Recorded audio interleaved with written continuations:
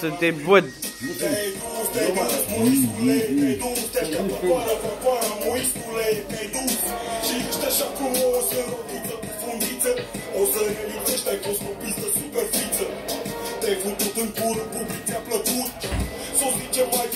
Așa, Johnny.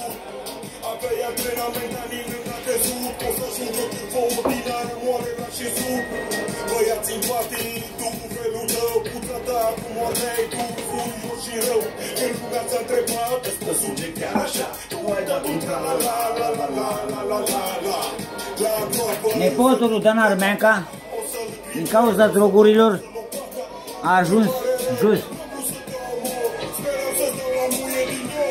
A fost cel mai tare om al lui Dan Armeanca, cineva de...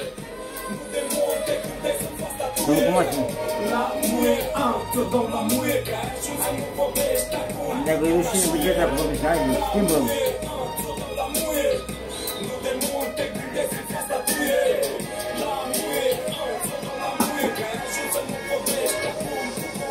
N-am glugă să-mi pun glura pe cap.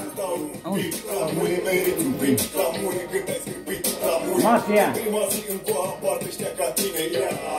Mafia Al Capone. Lady Gaga a fost cea mai bună. Să te dăm cu ruși, mami. Mă duc să iau țigări sau sterese. Păi nu știu ce facem. Ce facem? Ți-am pus muzica, ți-am pus tot. Acum e bine. Am adus și boxa, am adus și boxa. Da, o să mai am o documentă la tine. Johnny, nu te muzi, mă, la ăsta. Nu mai vreau nimic. Ce? Nu mai vrei nimic? Nu mai vreau rugăminte.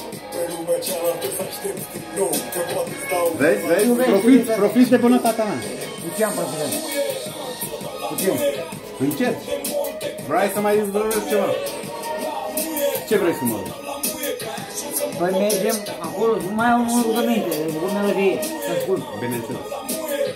Am luat cu Mihai telefonul. Da, ăsta e znecul de zmecul. Hai să... Ce facem? Mai stați? Mai stăm, nu, dacă Johnny... De la 3 nu mai aveți ce discuta cu mine. Puteți să stați cât vrei, dar de la 3 eu... Păi tu ce dracu faci? Mă bag în pokerul meu. Pokerul ăsta, Marș la coteț!